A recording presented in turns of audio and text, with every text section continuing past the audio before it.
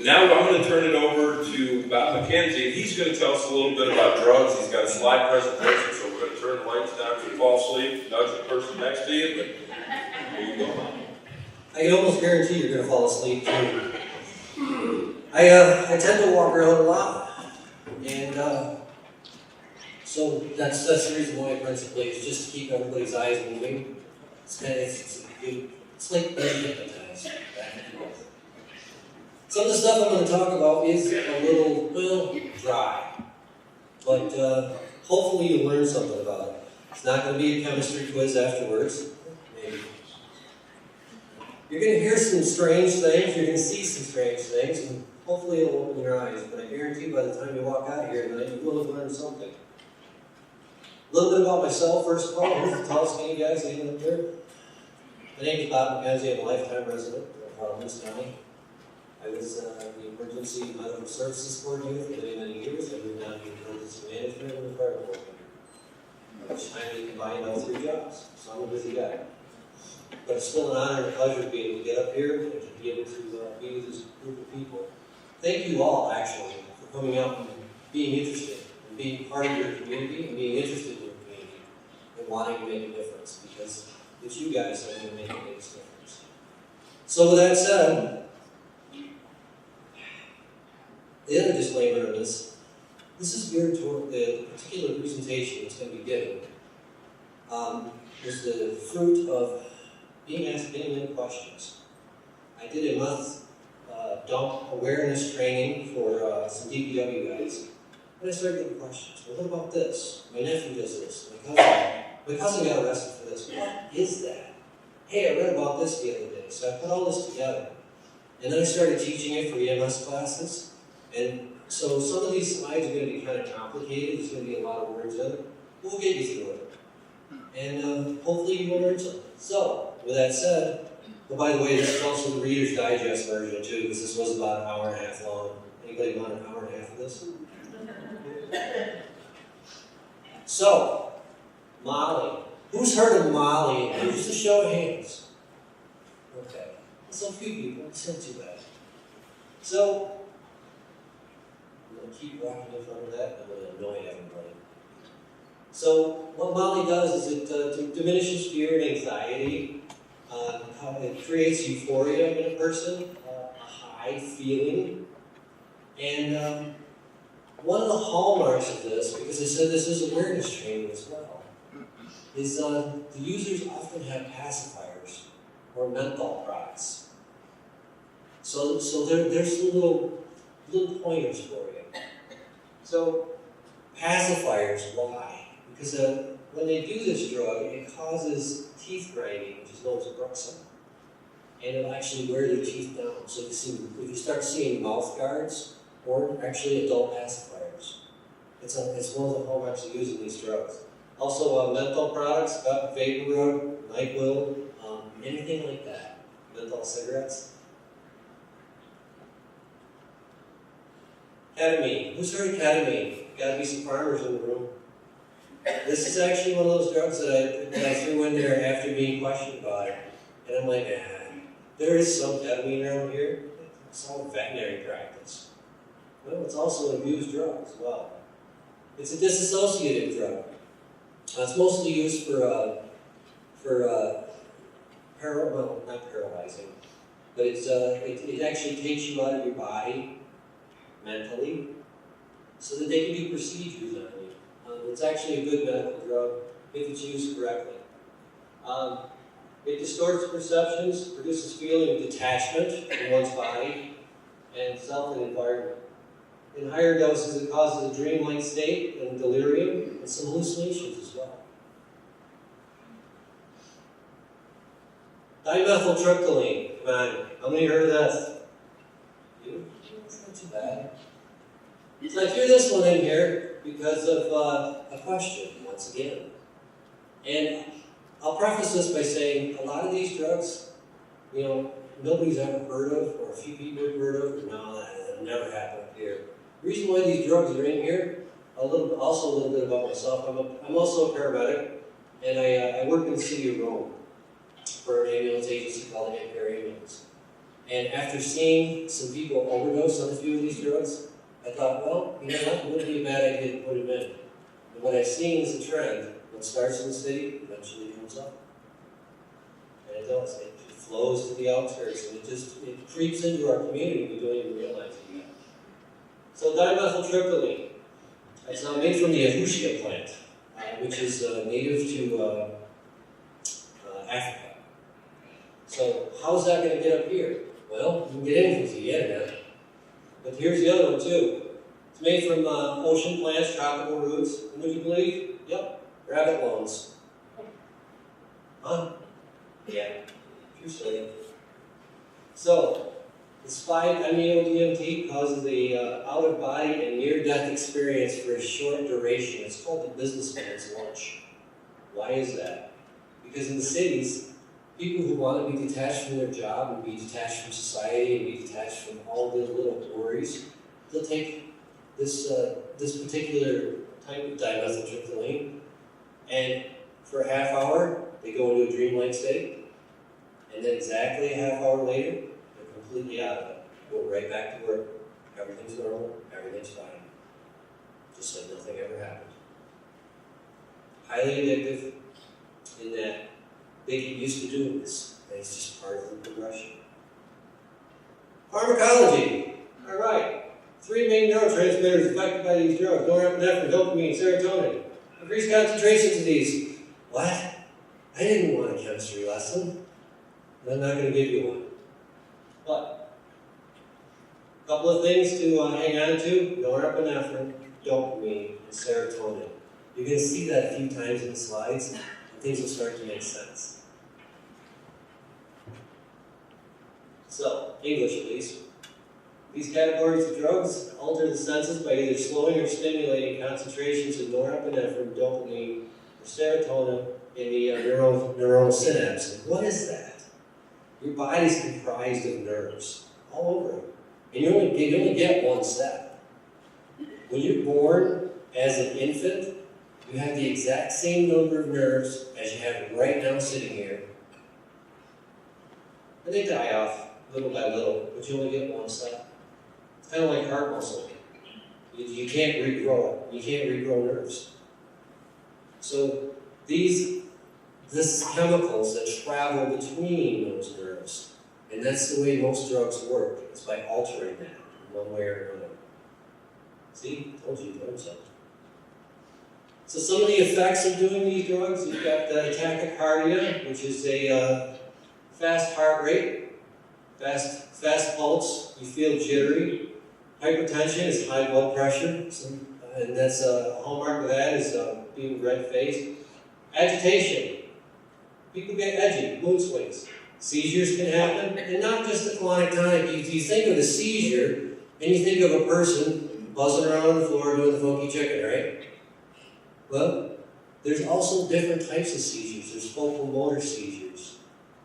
There's clonic tonic seizures. And some of these seizures, the clonic tonic is what you're thinking of when you think of a seizure on the ground. Okay? And these are very, very unnerving to watch. And to people that have seizure disorders, their family may be very used to it. But focal motor seizures can be a little less obvious. It might just be a twitch. Or it may be something going on with the eyes back and forth. Another hallmark of drug use is pupil constriction or dilation and hallucinations. So, what's all this bath salt stuff? Who's heard of bath salts? Come on, everybody, it's all over the news. Well, it was all over the news. You don't see it much anymore, do you? So it must have gone away, right? Yeah, not so much. See, the problem with it is, it's marketed as bath salts, and it's not glass cleaner, plant food, anything like that. That's how they're marketed, so they can be sold over the counter. They're synthetic stimulants. And what they do, and why they're still out there, and why they're still available, is the DEA goes through and they'll shut them down, and they'll say, yep, you can no longer make this product anymore because it's classified as a bath salt. They'll take one molecule in that particular product, and they'll move it. That's not the chemical compound that was being sold anymore. but it's the exact same stuff. But because they take that one molecule and move it, it's legal again, because that's not the legal composition that they've outlawed. That's why this stuff keeps coming back. Everything's available through the internet, and you can get it over. You can buy anything off the internet, but it's marked as not for human consumption, of course. So it's marketed. So what does it look like? Anybody know what bath salts look like? I got some. I've actually got some examples in here. Some names: Ivory Wave, legal cocaine, Cloud9, White Dove. This is what it looks like. And this is some of the older stuff. And this is how it's marketed, and this is what it looks like. And I was just discussing this earlier with the sergeant that's here. This came out of our evidence room. They really didn't know where to get it. So this came out of the evidence room at the Lewis County Sheriff's Office. So it's here. This is not internet images. These are taken with a camera, and these are all out of the evidence room. So, DMAA, geranium extract. What? That's a plant. That's a plant I have in my house. Yep, you got it. It's a natural CNS stimulant, synthesized in 1944, and it's used in fitness supplements and weight loss products. It's snorted like bath salts. It has the same psychotic symptoms. So when you see that weight loss supplement, perhaps hanging around your house, and you say, it's just a weight loss supplement. You know, my kid's not doing anything bad. Is he? Or is she? Maybe, maybe not. There it is. Marketed as a weight loss supplement. So, why do they do it? It's got a euphoric effect similar to amphetamines and cocaine. There's no test available to pick it up, not as of yet. Easy to attain, bought over the counter, or bought over the internet, depending on what it's marketed as. So what are the effects? Same effects: euphoria, agitation, paranoia, hallucinations, suicidal thoughts, psychosis. Side effects: tachycardia, which is a fast pulse, high blood pressure, chest pains, stroke, heart attack, ongoing suicidal thoughts, sometimes for weeks. Why? Why would you want to subject your body to something that's going to do that to your mind? I don't have the answer for that. But for some people, it's their escape. So what about synthetic marijuana? Everybody's heard about that. That was all over the news, wasn't it? You don't hear about it much anymore, do you? So it must be, it went away, right? No, it didn't, sadly. K2, spice, legal weed, marketed as potpourri, you do know that, right? It's not actually marketed as synthetic marijuana, they call it potpourri. Interesting though, it contains no THC. What it looks like. Some of this stuff was actually being sprayed with formaldehyde. Familiar with formaldehyde was? Definitely not good for you. Oh yes. Potpourri, that's how it's marketed. Blueberry, not for human consumption. This is why they can sell it. Because it's marketed as potpourri. Now if you're a young person, that looks pretty tempting, doesn't it? It can't be that bad. It's got a smiley face on it, right? So, the effects. Depends on what type of weed it is. It can cause tremors, vomiting, and the tremors are shaking similar to like a Parkinson's disease, vomiting, chemicals, from the chemicals that are sprayed on, and some nausea. Described as a near-death experience. Why? This is the second time we've seen it. What's your motivation to do these types of chemicals? I don't know. I guess I don't understand it. But I'm not here to judge. I'm just here to put out the information to the best of my abilities. So the causes paranoia, agitation, Some people often see the horrific hallucinations. Causes panic attacks, a lot of inability to concentrate. So, what's a meth lab? Oh my God, thank God, good laugh. I feel so much better. So what is a meth lab? We've all heard about them. We all hear about them in the news, right? So in your mind, what does a meth lab look like? How many of you have actually seen a meth lab or meth lab materials or anything like that? You don't count, Rich. You too, I'm sure.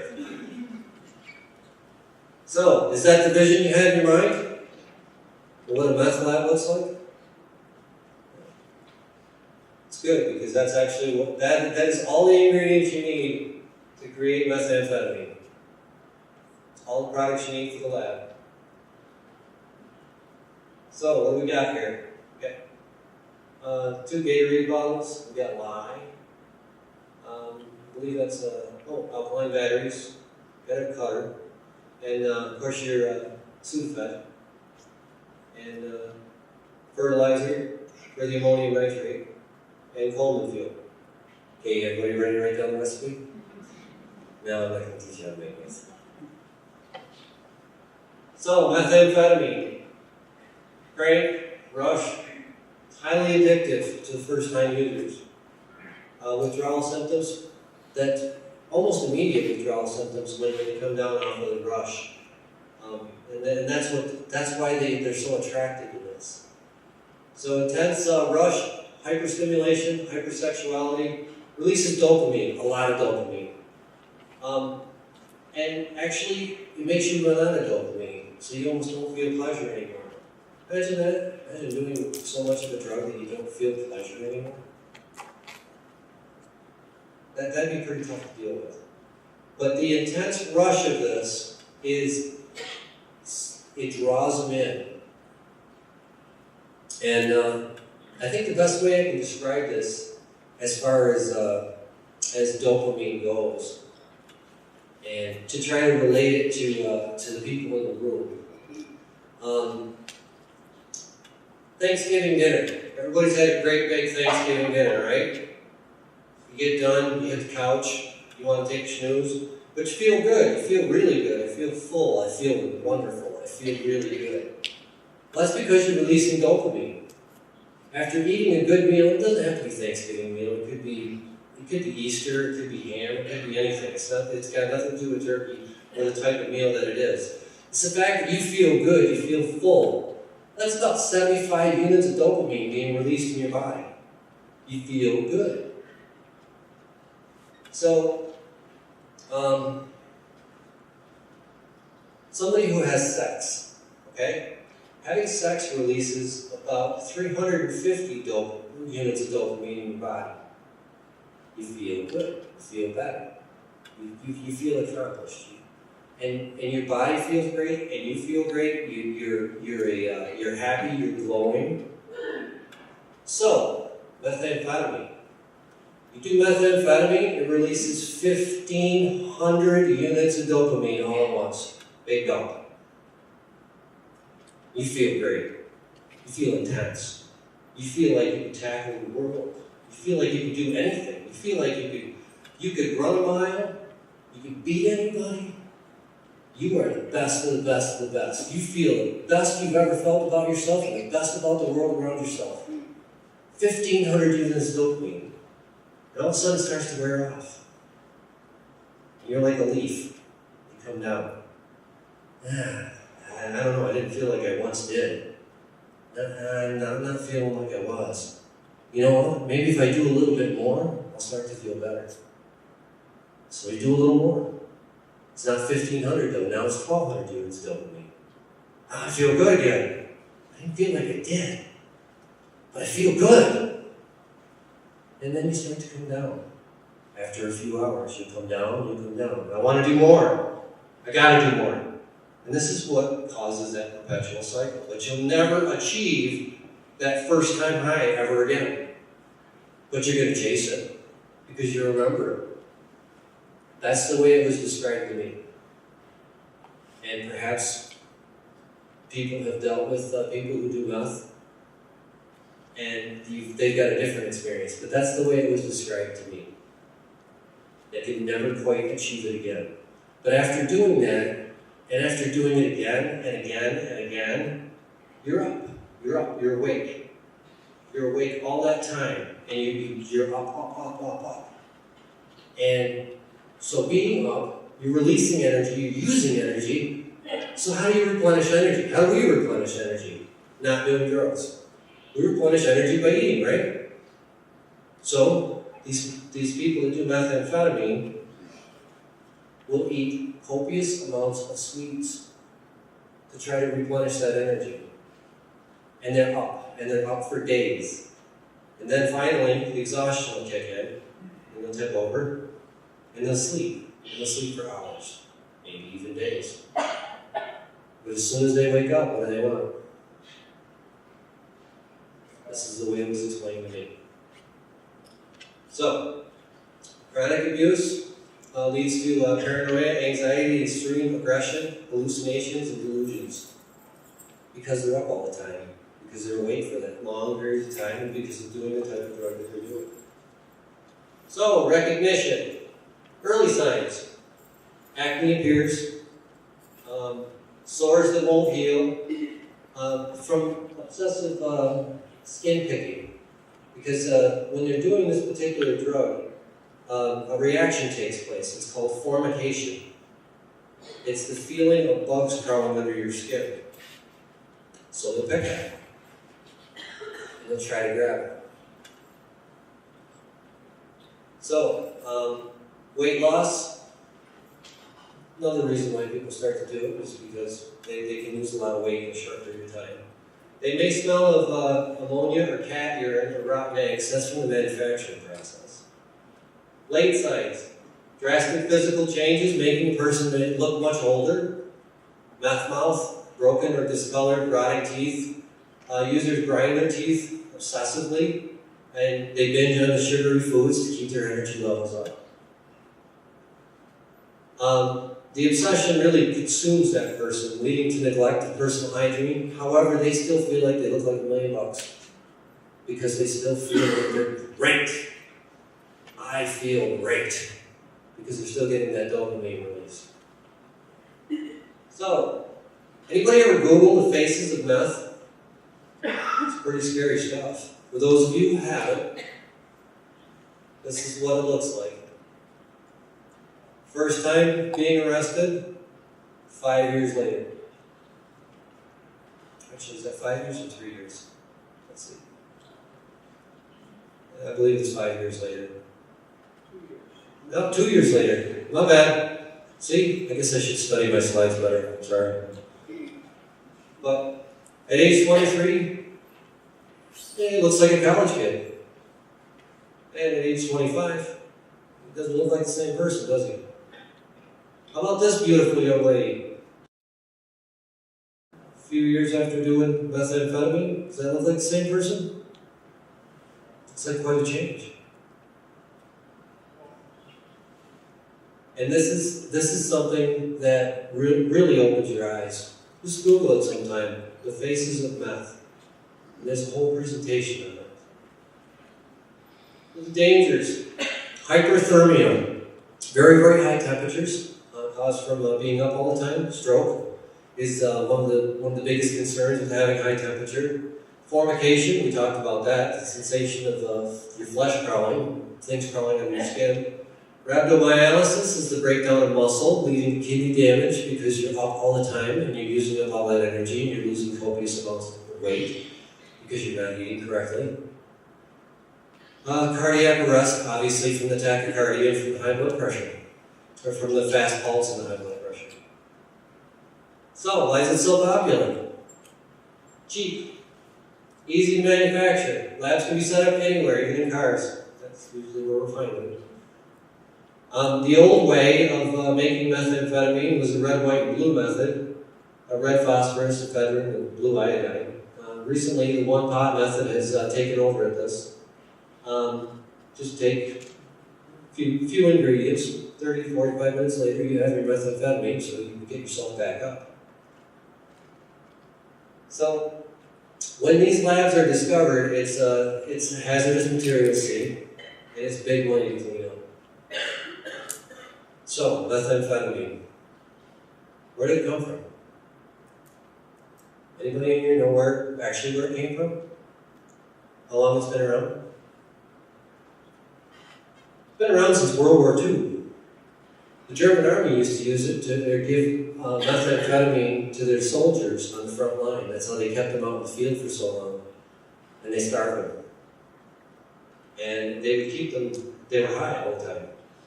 And it wasn't necessarily by choice, it was out of necessity. So that they could be alert, so that they could fight longer, so they could go into battle with a better attitude, more aggressive, because they're high. Ultimately, it's what helped lose the war for them, because they started to, their soldiers actually starved themselves, and they were not in any type of condition because of the muscle loss to actually battle. But yeah, that's how long it's been around.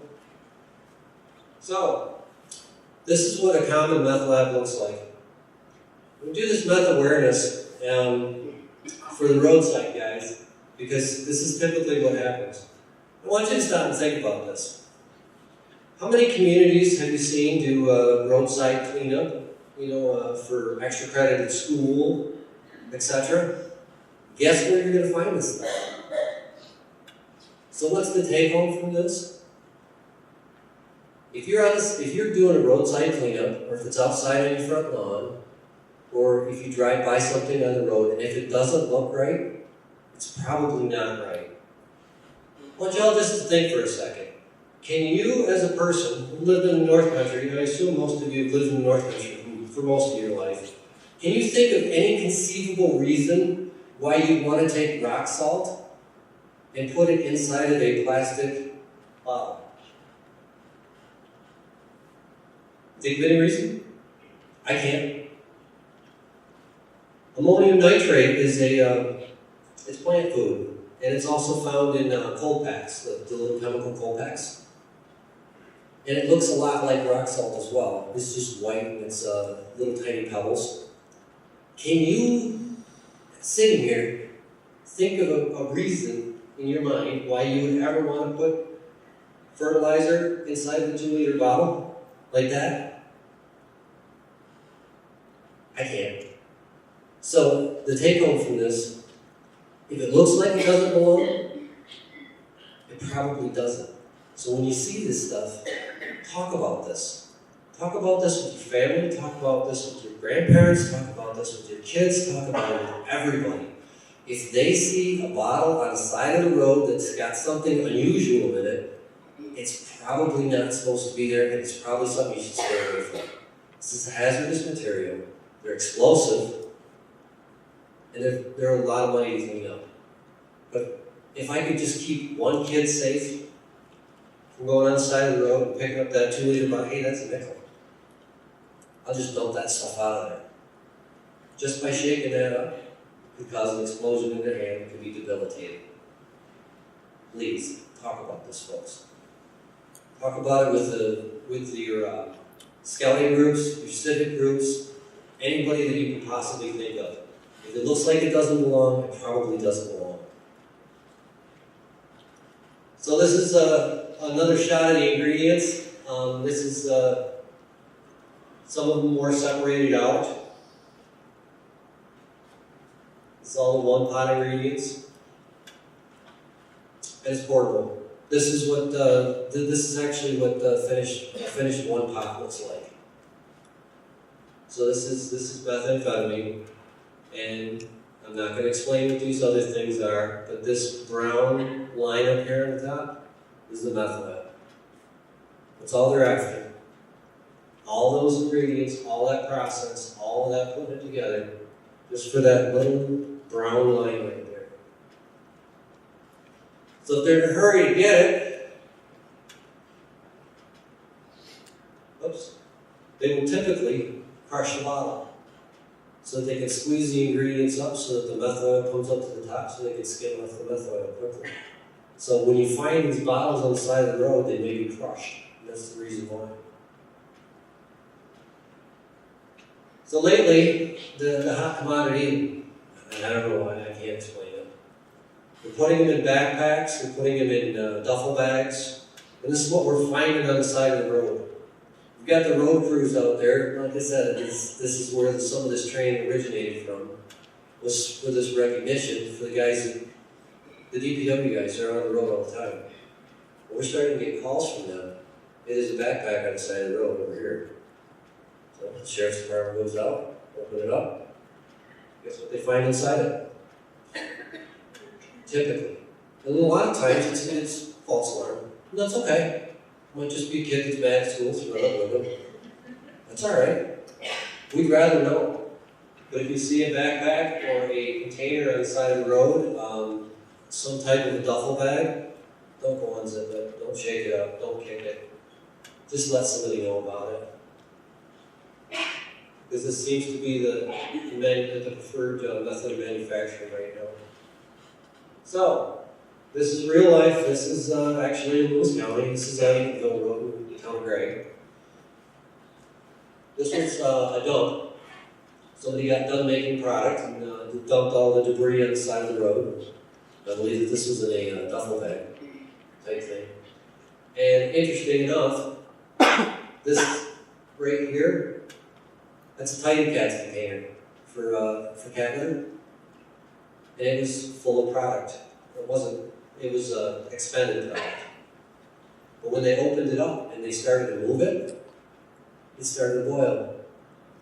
And that had actually sat there for a long time because obviously it's sitting on a snowbank, it was still winter. There was snow over top of this. So it had been sitting there for not a long time, but for quite a while. And when they opened it up and they moved it, it actually started the reaction again. Now if you look over here, see that right there? In front of the headlight? That's the off gas. That's the product off-gassing inside here. If somebody was to breathe that in, it would actually damage their lungs. And that had been sitting there for quite a while, maybe even months. That's how dangerous this stuff is. This is why this information needs to get out to people. Because this is just being tossed on the side of the road in total disregard. Imagine if a young child would have been walking along the side of that road and seen a bucket there or something like that. Think about it, when you were a kid, you saw something on the side of the road, you don't know what's in there. A paper bag, whatever. Curiosity. If the kid would have opened that up, could have potentially killed him. Stuff is dangerous, folks. So, I won't go into great detail on the opiate family, but we'll go over a little bit. Any questions about methamphetamine and meth labs and dumps on the side of the road or anything like that before we move on? Good. That means I've bored you just to the point where you're ready to fall asleep. Good. So, opiates. Heroin. Everybody wants to be in denial. Not here. It's here, folks. So, method of injection or ingestion: snorted, smoked, injected. Recent upswing in usage, especially in more affluent neighborhoods. And the ages are getting younger and younger. It's the most addictive drug available, with 23% of its users becoming dependent. The withdrawal symptoms begin 4 to 6 hours after last use, and can last for months or weeks. It can be the first drug of habitual users, or it can be it can be a step drug. It could be any way. How does it work?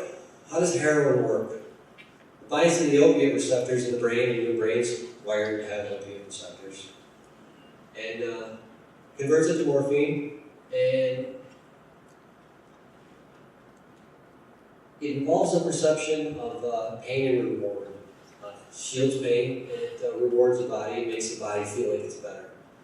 IV users and all users report a surge, a euphoria, dry mouth, heavy extremities, cloudiness, initial period called going under the nod, where it appears that they're going to pass out. drowsy and wakeful states, and pinpoint pupils. So all users risk respiratory depression, as heroin and all opiates suppress the respiratory system. And this is usually what kills a person in an overdose, not breathing. So, kicking the habit, kind of.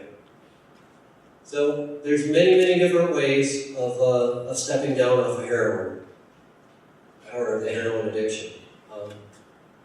I'm not going to say that there's any one way that's better than the other. All I can say is it's a long road, it's a long process.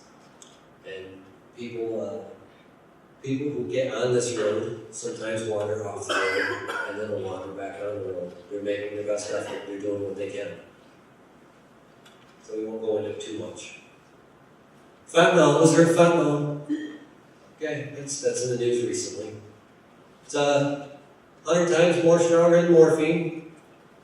And this is starting to be mixed with some of the heroin, so it's also taken straight as a drug as well. But this is what's starting to get into the heroin a little bit. And how about carfentanil? Who's heard this? Carfentanil is 100 times more stronger than fentanyl. So this is some really bad stuff. This is actually a used in the veterinary sciences.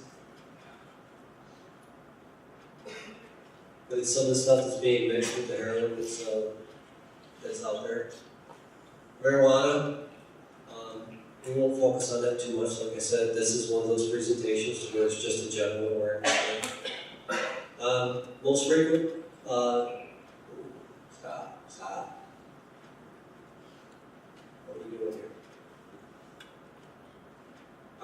Most frequently abused drugs statistically can also be used in cancer treatment. There is actually some good uses for marijuana, or THC I should say.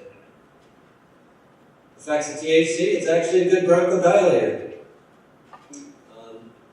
It'll open up your lungs. I'm not recommending the use of it for an asthma attack, but it does open up the lungs rather effectively. Deepens breathing, dilates blood vessels, causes bloodshot eyes, releases dopamine, intense hunger, euphoria, feel sleepy or depressed, and induces some anxiety or panic. Cocaine, obviously, most of us have probably heard of cocaine at some point in time. Cocaine is still around, it's still out there. Effects of cocaine, snorted in 3 to 5 minutes causes an intense euphoria for 15 to 30 seconds if injected. Intense high, painkiller, appetite suppressant.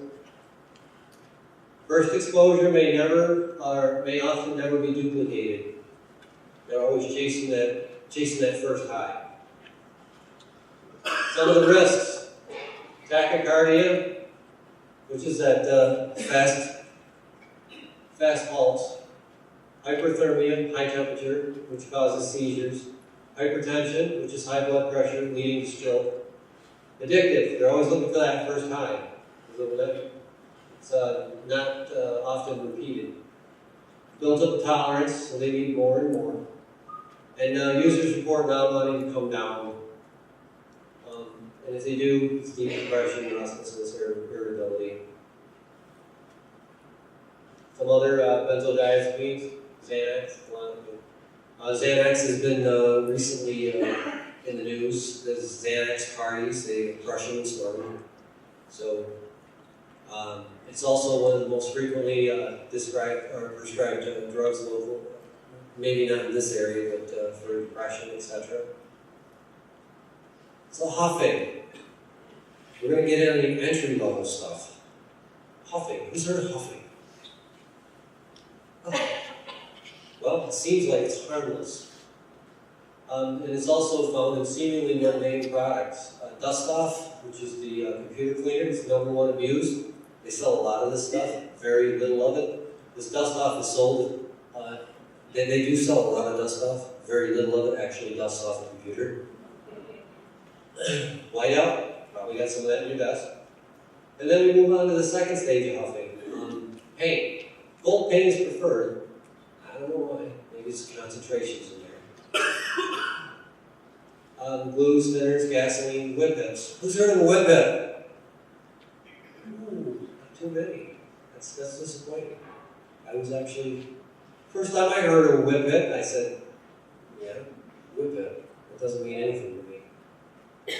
That can of whipped cream you have in your refrigerator, they leave it upright and then they just suck the gas out of it instead of getting the whipped cream out of it. Gets mine. How does that happen?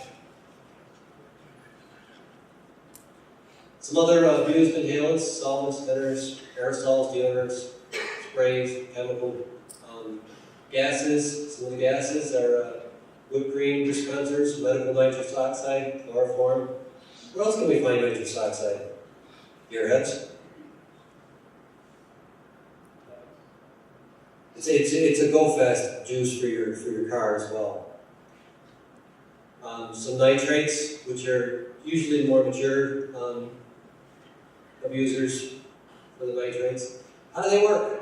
They work by displacing the oxygen in your lungs. So it induces a euphoria, like you're high. By displacing it, it causes hypoxia, which is lack of oxygen. And you can eventually damage brain cells. So, not my kid, right? 12 to 15 is the most common abused inhalants: glue, shoe polish, paint thinners, fluid, gasoline. Teens, whip hits, nitrous oxide, and nitrates are more likely to be used by adults, abused by adults. Signs and symptoms of somebody who's huffing: unusual odors from the individual, seeming distracted from current activities, not staying focused, dilated pupils, cuts around the mouth. Why? Because they're inhaling and they're tipping over and hitting their face. Cyanosis, that's bluing around the lips. What about Benadryl? Benadryl. I got an allergic reaction, I take Benadryl. When kids are abusing Benadryl, taking high doses of it. Seen that in the city. Syrup. Who's heard of syrup? Purple drank. People like rap music. People that recognize it. Yeah, it was Lil Wayne had a big problem with his syrup. What it is it's exactly what it sounds like. It's prescription cough syrup with promethazine and codeine in it. And they drink it in high quantities. Induces, it gives them a high. There's dextromethorphan, which is over the counter. In large doses, it can cause effects similar to ketamine, disassociative, that out-of-body feeling, that out-of-body experience. They're easy to get, especially the dextromethorphan, and it's easily overlooked by parents. Think about it as a parent. You got a 17-year-old kid, he's got his car in the driveway. He's got a can of beer, or he's got a empty 12-pack in the back seat. Are you going to flip out on him? Think about it. But now if he's got an empty bottle of cough syrup in the back, are you going to flip out on him? Maybe he's just kind of cold. Maybe he's abusing it. Something to think about. Caffeine. So, caffeine is often one of those overlooked drugs too. It's kind of tolerated. People don't really think about it. But think about ourselves as individuals. How many in this room can say that they're addicted to caffeine? I am. Very much so. I can't live without my caffeine. I'm a very, very different person without caffeine. People would even call it scary. My kids know. So, high doses.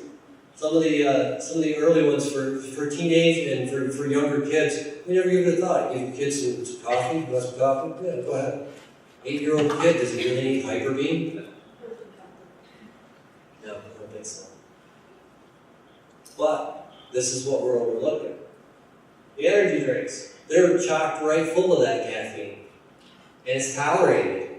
Kids go to the store, they buy a Monster, and mom and dad don't give that a thought. What if they're up to 3-4 Monsters a day? What if they're drinking it so that they can get a little euphoria off it? And this 5-hour energy, how easy is that? A little tiny shot. So you're going in. Get you wired. Starting to sound familiar? Why waste all that time though? Powdered caffeine, folks, it has arrived. It's called exuberance powder, but it's marketed as a ladybug attractant. Huh? This is some of the easiest stuff to overdose on. Because kids look at it and they're like, they just pour a little bit in there, but they don't actually read the instructions on how to use it. So they'll overdose on it. And then they'll go into very, very high heart rates because they're using too much of it. Because there's no instruction book on ladybug attractant out there. So they use what they think they should use. So what's next? What is next? I have no idea. But you can bank on this. As boring as this presentation was, whatever is next, I will find out what's next. And I'll be adding it to my presentation. And I'll keep coming back. If you want to come back in 5 years, I'll tell you what's coming down the road, or what's here, or what's on the way. When I have kids come back here in 5 years, I'll still be doing this. I'll still be trying to figure out why and how and where. Because it does mean that much. It's you guys. It's you guys that make a difference in the community. Just by being here, by listening to this boring skinny guy in front of you, and trying to learn about this stuff. Educating yourselves. Knowledge is power. I've already heard that once. But I'll add to this. Knowledge is useless if it's not shared. So go ahead, talk about it. Talk about it with your kids, talk about it with your loved ones, your cousins, your grandparents, everybody. Let's start talking about this. Thanks.